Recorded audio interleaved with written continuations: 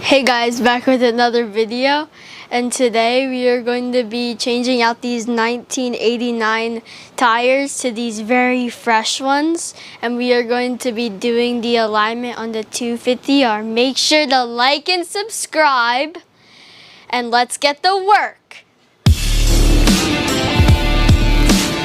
There she goes.